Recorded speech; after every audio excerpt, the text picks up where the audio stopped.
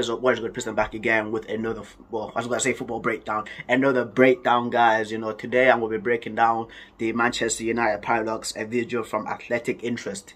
These guys from Athletic Interest, I've been following them since what, they were, what, 30k followers. Now they're at least 500,000, bro. Like, they are so good in what they do. Shout out to them. Like, it's one of my favorite, like, sports channels on YouTube. Every video that comes out, I always react to. Like, I remember the Red Bull video that they did, the Adidas video where they was comparing like them and Puma. Absolutely sick as well, you know. So yeah, I'm very interested too, because like they were going deep with the information about Man United, the revenue that they get as well, and possibly that the signings that they've done. This is literally like I'm going in blind with this video, so don't keep you guys waiting for too long. Let's get the video started. And tres, dos, uno. Look at this table of the top 5 clubs that make the most. Oh, also, I'm going to have the captions down below, so maybe you guys don't understand what they're saying, so you can read it, of course, at the bottom there for you. But anyway, look at the like revenue to what the teams have made. Man City, of course, at the top with 645 million. Done, bro. Is that like the past year? I'm pretty sure it's a past year, but we'll continue. Man United, of course, at 558 mils. Most money. Then add the number of major trophies these clubs have won in the last 10 years. 3 trophies, fam, in the last 10 years. Actually, I'll remove the captions because you can't see it properly. But 3 trophies in the last 10 years, bro. Man, Real Madrid 14, Bayern 19, fam, Barca 14. Crazy. Notice anything? Why would Manchester United be among the highest revenue-making clubs without having any current silverware in their showcase? Yep. All the other clubs have won their leagues either this year or not that long ago. But the last time Manchester United won the league was almost 10 years ago. Almost 10 years ago, and this thing like keeps on haunting my, like, it's a nightmare for me. When I keep thinking about it, I'm like, Jesus, like, it was good. It was in 2019 when I was still living in Birmingham, and I was like, are we gonna go 10 years without winning a trophy, fam? I used to mock Arsenal for this, bro. I used to mock Arsenal, I used to mock Liverpool, and I'm like, we're gonna go 10 years without winning a trophy. It's a disgrace, bro. It's an absolute disgrace. But they've always been in the top 5 earning clubs, often even in the top 3. It's only possible because Man United mastered a strategy that only a few clubs have, and received a good dose of luck. In fact, the more we looked into the numbers, the more we realized that Man United's success is down to 2 very decisive coincidences in the past. There's no such thing as coincidence. I don't believe in coincidence. I genuinely don't. Let's break down the formula that made Man United one of the richest clubs in world football. The first coincidence happened in the 1950s, when Manchester United first achieved great success under Matt Busby.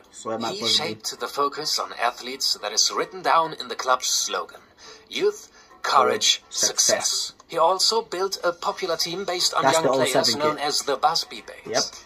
Against all advice from the English Football League, Busby took his babes to European competitions. They were very successful, but drama followed. In February '58, the Busby Babes qualified for the semi-final of the European Cup. After victory in Belgrade, it was time to travel back to Manchester with a stopover in Munich. Air travel was considered very risky at that time, especially as there was no end to the Bavarian winter snowstorm. Nevertheless, Manchester United's plane was cleared for takeoff and crashed. 8 players were killed in the disaster. So sad. Busby himself was in hospital for 2 months and received the last anointing twice. What followed was a worldwide outpouring of support and appreciation for the club, but also a caesura in sporting success. One of the survivors noted, before Munich, it was Manchester's club. Afterwards, everyone felt they owned a little bit of it. The tragedy fell at a time with lots of Anglophile tendencies. England's image profited from the rise of the Beatles, James Bond, and winning the World Cup. And so did Manchester United. And this marks the first coincidence. Without actively aiming for it, Manchester United created an emotional bond to people around the world. English football clubs in general also benefited from what is called country of origin advantages. These advantages occur when countries become associated with specific industries, products or services. Yeah, okay, like French wine, German cars, Japanese Belgian chocolate, all that, yeah, makes sense. Electronics, US computers, and English football. While the sport of football did not originate in Britain, but in China, English clubs have benefited. Really? Oh. Guess China should be singing it's coming home. If anybody can translate for me, right? I think it's Mandarin they speak in mainland China. Mandarin, yeah, I'm pretty sure it's Mandarin. Is it Mandarin? Yeah. If anybody can translate Mandarin for me, right, and put down "it's coming home" in the comments below, you're a legend, bro. You're a legend, fam. I'm gonna try saying it in like Mandarin now, fam. Fitted from being the birthplace of modern football. Back to Manchester. Although the football community knew about and cheered for the big club, United did not recover entirely from the airplane shock until 1986, the year Sir Alex Ferguson was appointed. 86, man. What? How long is that? Probably 38 years, 28 years? Appointed as manager. Ferguson revived the traditional club values established. Greatest manager of all time as well. Like I just said, like bro, like people say Guardiola. No. Fergie is the greatest manager of all time. That's it. By Busby to develop some of the best talents who became known as the class of 92. Wayne Rooney and Cristiano Ronaldo followed. And along the way, Ferguson transformed United into England's most successful football club in just under 3 decades. United's rise also coincided with something else, and you will soon find out why Ferguson thought this development would ruin football. The Rights Revolution. Shortly after Ferguson took over Manchester United, English football saw some fundamental changes. Yeah. The new league was formed. Premier League, I think, was formed in '92. Because it was Division 1. With the intention of top clubs capitalizing on television rights. This is why the 90s were the birth of the era of increased competitiveness in the global football world. The birth of the Premier League. The fact that it became the richest league in the world is partly due to this man. Rupert Murdoch's media empire Sky UK, then called B-Sky B, fought with ITV for the TV rights of the newly formed Premier League. The negotiations were conducted without regard to any losses. Sky finally secured the rights for more than £300 million, a sum that was criticized as an obscene amount of money at that time. Even Ferguson wasn't... Bro, £304 million in the 90s is a lot of money, bro. It's a lot of money, bro. Happy with the new contract. It's a lot, yeah. I see why people say it's obscene, but that's a lot of money, G. It's the most ludicrous and backward decision football has taken. We must seriously question its wisdom. But Ferguson was wrong. And the Sky deal paid off. Murdoch's company already made a huge profit in the first year. In the following years and decades, TV broadcasting revenues increased almost exponentially. And so did the total revenue of the clubs. Through the B-Sky B contract, Premier League clubs were given global exposure. Murdoch's ownership of US broadcaster Fox Sports and his rights agreement in Asia meant global coverage of the Premier League, giving clubs the worldwide marketing platform to reach out to new fans and sell their products to broader consumers. I'm pretty sure there's a Sky in Italy and Germany. These developments of sports globalization coincided exactly with the time when Manchester United celebrated the... Makes sense. It makes sense. It makes sense, bro. It does. It does. It makes sense. And still, I'm not believing in coincidences because things are meant to happen for a reason. Things happen for a reason. This is what I say. Things happen for a reason. But it genuinely makes sense as well because people love winners. What Man United were doing when the Premier League first started and when Sky got the TV rights and they started broadcasting it around the world, they were winning a lot of trophies, the treble, Champions Leagues. You've got people watching Man United in Africa, like in the 90s, again, like in Japan, fam. They're watching the Premier League in the 90s. And if you look right now, right, you're getting Man City fans, bro. And... Of course, like people make that joke, oh yeah, Man City fans don't exist, but right now it's starting to get like Man City fans because they see Man City winning. You know, like whenever a new person's watching football and they see Kevin De Bruyne lifting the trophy, they were like, oh mate, like this team's the best. I'm gonna support them, you know, and they're called the glory hunters, but it is what it is, fam. And I see what they're saying. I see it. I see their greatest victories. Yeah, I see Remember, 13 Premier League championships. Yeah. 5 FA Cup victories and 2 Champions League triumphs under Ferguson. Yep. Perhaps United would not be in the top 5 of the Football Money League if they had been so dominantly successful 20 years earlier. Yes. Some English clubs that were the measure of all things in the 70s and 80s. Yep, true, fam. Nottingham Forest. Nottingham Forest used to give hands to teams, bro. To teams like Real Madrid, bro. Like, they used to give hands, fam. 2 Champions League wins. Madness. A Villa as well. Like, Champions League winners back in the day. Like, imagine, like, if you flip this around, right? And imagine if, like, the TV rights, they were out in like in the 70s when like Nottingham Forest were like winning Champions Leagues. They would have more supporters around the world, and you start to see it's making sense. 80s. This is why I love Athletic Interest, fam, because they educate man like this, G. The time before the big money came have now occasionally been relegated to the 2nd and 3rd division. Yep. Like the success during the Anglophile 60s, it's the 2nd time in United's history that the timing of their winning streaks turned out to be crucial. So was Manchester United just in the right place at the right time? Experts identify 4 key indicators for football clubs to be globally successful. Yeah. We've already cleared the first one. There was a guy who commented, this is months back, bro. Months back. He said, how can the Saudi League be popular? This is the blueprint for you, fam. I hope you're watching this video, fam. I will upload this video and I'll send you the link and I'll put the timestamp for you. You watch this basically if you want to know how like Saudi football can actually get popular. So there you go, brother. The glorious history and great stars in their squad. Yeah. If you look at the great stars as well, like even when you look at the players that played for Man United, right? Guys like Ji-sung Park, bro. Like Man United is so well known, right, in Korea because of Ji-sung Park. It's in Japan, Kagawa, fam. Like it's this of course Ronaldo, Rooney, all these guys, like you know the usual names. But even like the small obscure like players, Quinton Fortune. If you go to South Africa, what team you support? They'll say Man United. Why just support Man United? Because of Quinton Fortune. It is.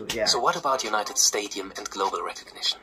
Old Trafford, the theatre of dream. I know I keep on pausing it, but global recognition, right? I've seen on Instagram that there's a Brazilian futsal team with the Man United logo. So they basically got the Man United logo, but they've like changed it around. Basically, they've changed that like the devil to like I think it's like a football or like some sort of old football or like a tree. I forget what it is, but it's like under 14s, but like Brazilian like futsal team, and they changed that. I was like, bro, that's crazy because when I first saw that, I was like, that's the Man United logo, like, but they changed around. So again, yeah, like the global recognition that United has is absolutely nuts.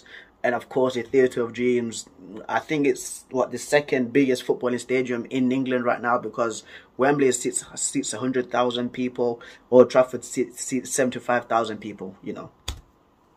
Is one of the most iconic football stadiums in the world. Before the pandemic, the Old Trafford was sold out for almost every game in 20 consecutive years. Jesus. It is by far the biggest stadium in the Premier League, so Manchester United makes the most money from matchday revenue, as much as 6 of their Premier League rivals combined. Combined, fam. Many observers consider that Manchester United's innovative branding and marketing strategies are at the leading edge of the contemporary trend in sport globalization.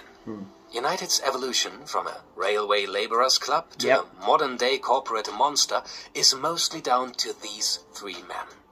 Martin Edwards has already been United's chairman since 1980. Kenyon and Draper joined as directors of international marketing, a job description that was all but common at that time.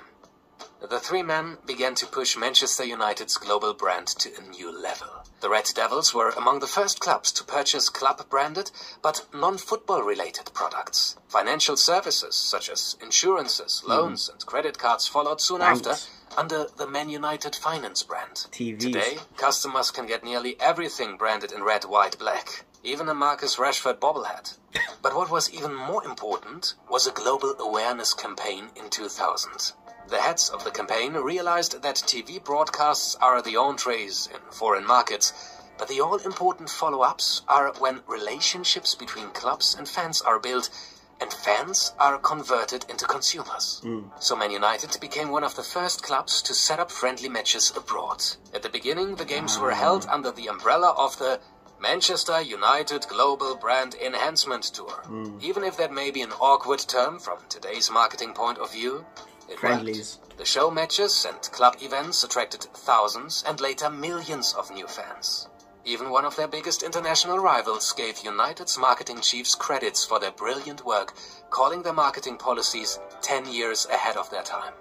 The success of these marketing policies can be measured by the stunning number of more than 1 billion fans and followers United has worldwide.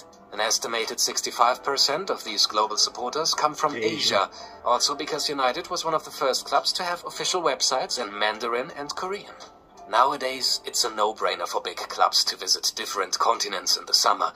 But United can be seen as a pioneer in this field. They've done pre-season tours to, like, everywhere. Over the last decade, the Premier League has become a real cash cow.